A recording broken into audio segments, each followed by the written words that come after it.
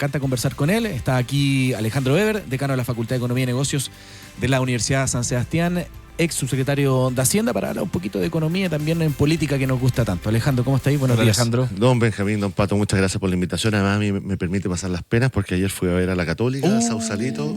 Y lo comentamos. Lo sufrí. Le queda tarea a Garnero, ¿ah? A Dani Garnero. Y nada peor que volverse con un taco a Santiago después de la derrota. Quemado, claro.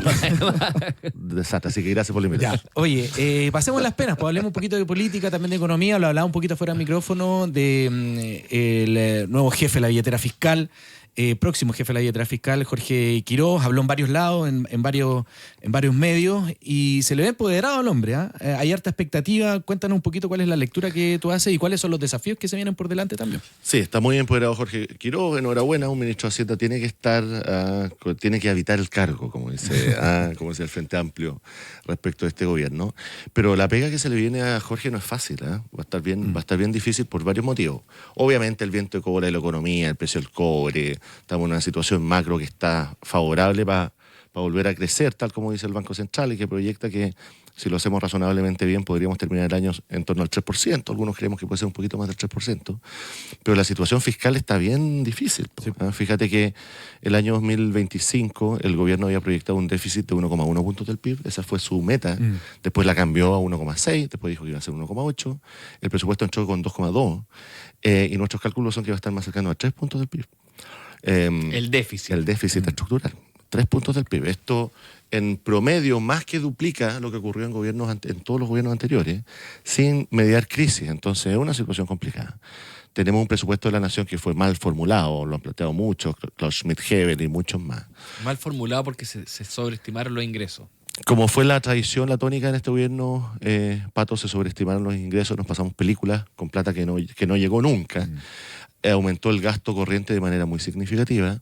La deuda flotante, que son, por ejemplo, los compromisos devengados en un año y pagados al año próximo, ha aumentado significativamente. Este gobierno lo recibió más o menos con 800 millones de dólares. En el 2024 fueron 2.700 millones de dólares. Este año va a ser mucho más que eso. Un presupuesto que por primera vez no consideró el reajuste del sector público dentro del presupuesto. Más de 800 millones de dólares no financiados. Entonces, una economía creciendo al 2%, 1,9% promedio, el gobierno del presidente Boric va a tener un presupuesto que va a crecer real 3,5%. Entonces, en ese escenario, la situación fiscal es bien de emergencia también, como ha planteado el presidente Castro. ¿Esa situación fiscal, Alejandro, mejora o no mejora con el precio del cobre? Porque ese aumento del precio del cobre parece que no se puede imputar contra los ingresos del año corriente. Sí, no mejora, al menos para el presente ejercicio. Y para el siguiente ejercicio, básicamente se va a ir a financiar el déficit del presupuesto que no estaba planificado el año 2026.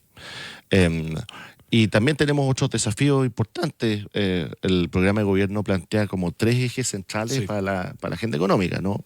Uno es la rebaja del impuesto corporativo, que hubo consenso total, hay que decirlo, durante la campaña presidencial. El segundo es eliminar sustantivamente las barreras burocráticas a la inversión a través de la reducción de la permisología. Y el tercero es el ajuste fiscal.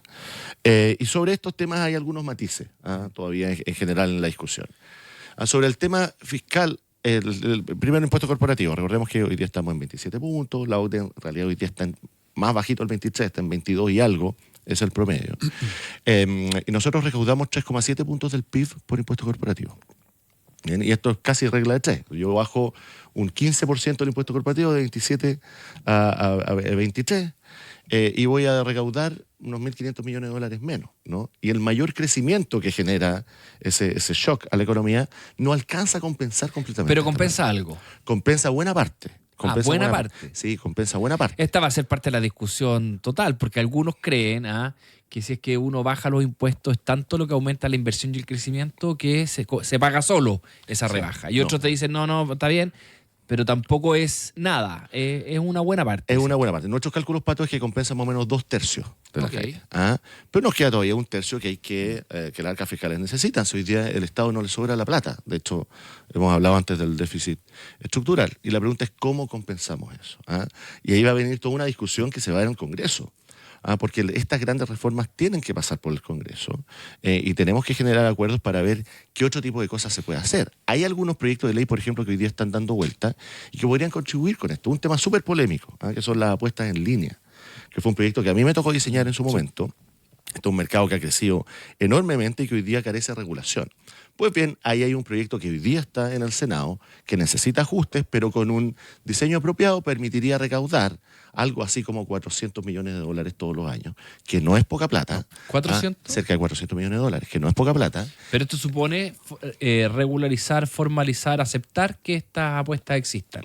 Claro, como ocurre en muchos países del mundo y Latinoamérica no es la excepción. Hoy día hay regulación de esto en Perú, en Colombia, en algunos estados en Argentina, en Brasil, y nosotros nos estamos quedando atrás. Entonces, es una realidad que está sobre la mesa. Bueno, hay que ponerle el cascabel al gato y hay que avanzar en esa materia. Oye, permiso, Pato.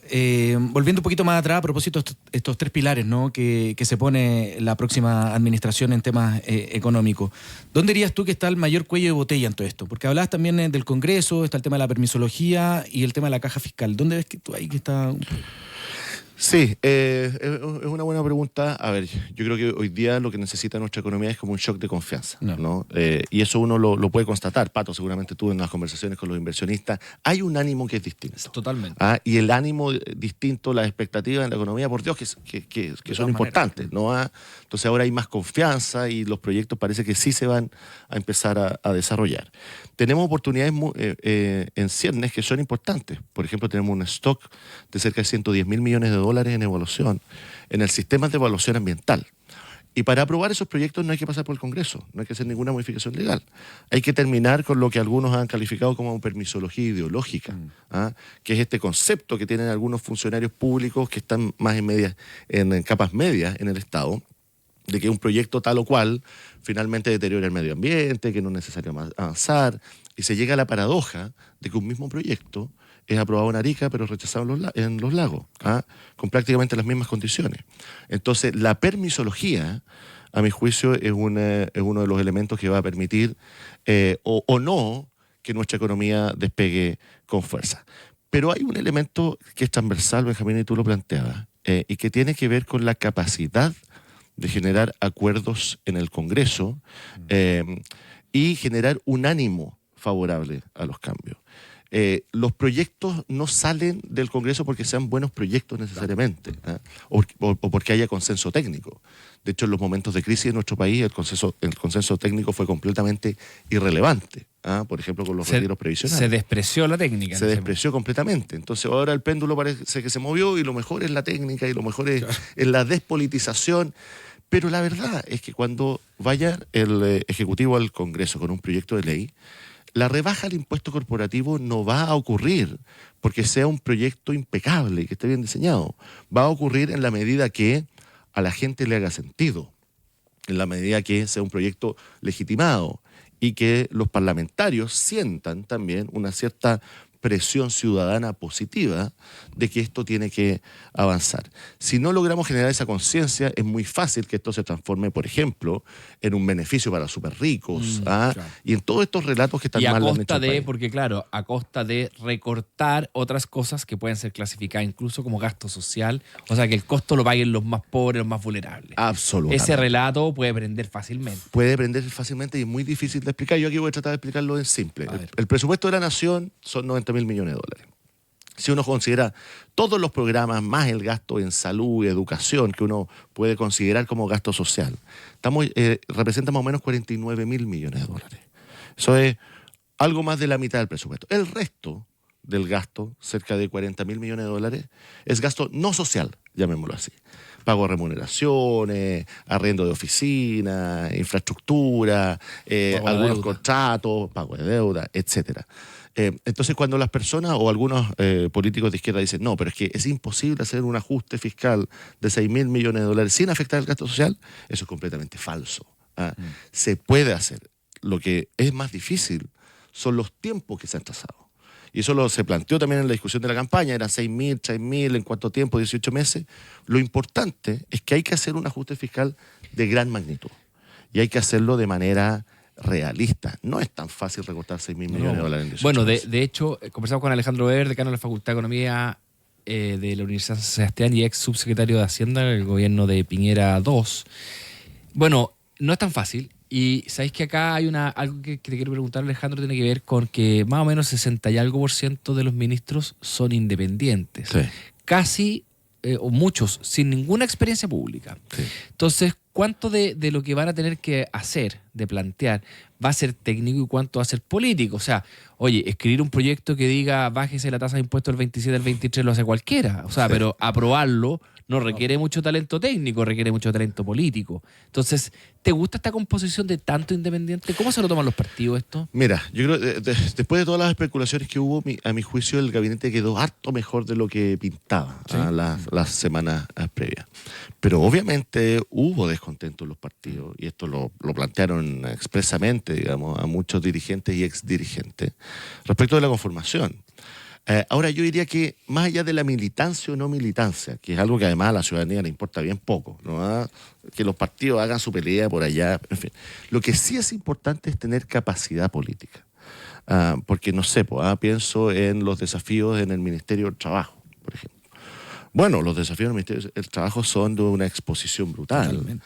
Son políticos por definición. Hay stakeholders que son muy complejos como la CUT o el medio ambiente. Por ejemplo, los grupos activistas medioambientales, a nosotros, yo recuerdo en una sesión en la Comisión de Hacienda, si mal no recuerdo, en que un dirigente, un activista nos dijo, mire, aprueben aquí los proyectos que quieran para reducir la permisología. Nosotros tenemos la capacidad para frenar un proyecto 6, 8 o 10 años a partir de la judicialización. Greenpeace, si no me equivoco. Greenpeace. Y sabemos cómo hacerlo. Entonces, ese es el tipo de cosas. En las lunas de miel, como en los matrimonios, todo está bien, ¿cierto? Sí, pues, luna de miel. Los problemas se opacan, uno mira la vida con optimismo. Bueno, los gobiernos también tienen luna de miel, pero esa luna de miel pasa. Y por definición, por probabilidades, va a haber problemas serios en términos económicos, en el Congreso, en términos de seguridad pública, qué sé yo, porque van a ocurrir estos problemas. Bueno, la pregunta es cuando ocurran estos problemas, cuando la base de apoyo se deteriore, tú ahí necesitas capacidad política para conducir y para alcanzar buenos acuerdos en el Congreso. Y ahí, ¿qué tan importante es la designación de los subsecretarios? Tú que como ex subsecretario, porque se habla mucho de que, claro, la nominación de los subsecretarios que vengan ahora van a tener esa muñeca política que quizás no va a tener el ministro. Es raro, pero así claro. se anticipa. Sí, los subsecretarios son más importantes que los ministros. No, los subsecretarios son muy importantes. Y son muy importantes porque además llevan la conducción de las carteras. Los ministros típicamente, de hecho el diseño tradicional en nuestro país es que los ministros cumplen un rol político y los subsecretarios más bien de diseño de política pública, más técnico, y de supervigilancia de los servicios relacionados. Lo que se ha conocido es que en el caso del nombramiento de los subsecretarios va a haber una mayor participación de los partidos políticos. Pero más allá de eso, los nombres que han circulado tienen una capacidad política demostrada. Como por ejemplo, no sé, ha sonado Máximo Pavés como subsecretario del Interior. Bueno, Max fue subsecretario SECPRES, es muy valorado transversalmente también, es muy querido. Y esto también es importante, como que uno se olvida, pero en la política son importantes las ideas, por supuesto, la doctrina, pero también son importantes los afectos. Y esto no es distinto de cualquier organización, de la empresa, de las personas que nos están escuchando. Bueno, las relaciones interpersonales son fundamentales. Entonces, si yo soy capaz de construir vínculos, de generar confianza, esto se basa en la confianza, entonces es mucho más fácil avanzar y hay algunas personas que han demostrado esa capacidad en el pasado. Yo me imaginaba en eso, me imaginaba algunos de estos ministros que no tienen experiencia política, que han sido técnicos, no sé, universidades o gremios, qué sé yo, que de repente van a tener que tramitar algo en el Congreso. Y hay 120 diputados más, o sea, hay 155. Sí.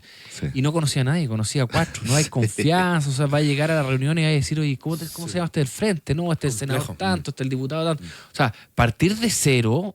Oye, y hay código, entonces los parlamentarios esperan que los ministros los vayan a ver a los almuerzos de bancada. Entonces dicen, bueno, ¿qué es un almuerzo de bancada? Claro. No es que el comité define, bueno, ¿qué es un comité? Y cuáles son las historias para atrás. Todos los parlamentarios también tienen tienen sus propios grupos de interés, los programas sociales están vinculados a los parlamentarios y un largo etcétera. Entonces, aquí, a mi juicio, el gran desafío es a no menospreciar la política. Es fundamental para que la economía también empiece a avanzar. Alejandro, y hablando también de la luna de miel, la luna de miel son estos típicamente 90, 100 días que como que se presume que la oposición te va a dejar trabajar. Y por lo tanto yo creo que hay que elegir muy bien qué hacer esos 100 días, Sí. ¿verdad? ¿Tú crees que el proyecto de rebaja de impuestos debe ser presentado durante esa luna de miel? Sí, mira, los gobiernos en nuestro país duran 4 años y usualmente tienes 2 elecciones entre medio, ¿no? La instalación no es fácil, después hemos visto lo que ha pasado con el gobierno del presidente Boric, que está terminando en modo colapso por distintos motivos. Entonces los gobiernos tienen como 2 años realmente para hacer para la gestión de las cuestiones relevantes. Y lo que yo he visto en el pasado es que los grandes proyectos, realmente la agenda, el eje del gobierno tiene que ser presentado en los primeros 6 meses a lo menos.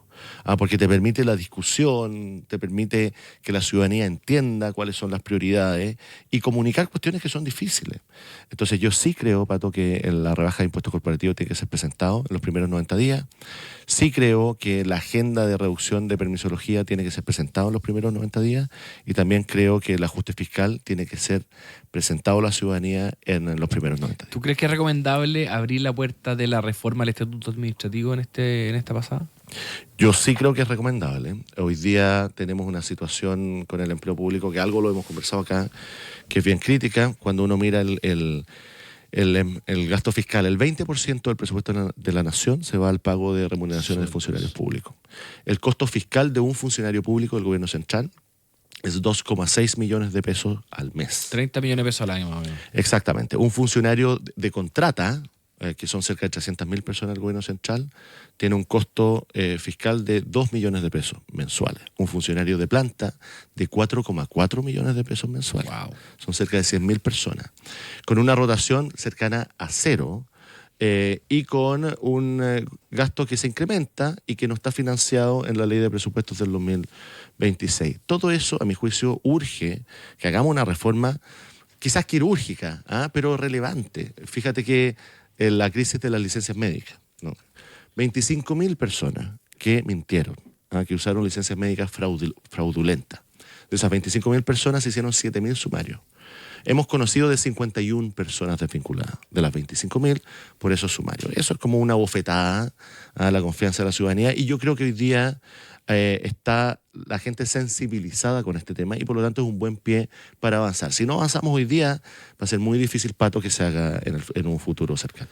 Bien, pues Alejandro Weber, decano de la Facultad de Economía de la Universidad San Sebastián, ex subsecretario de Hacienda, en conversación esta mañana de día lunes aquí en el Más que Número de Infinita. Muchas gracias, Alejandro. Gracias, Alejandro. Que tenga Muchas una gracias a los excelente dos. semana. Igual, Pasaste. pues, un fuerte abrazo y felices vacaciones.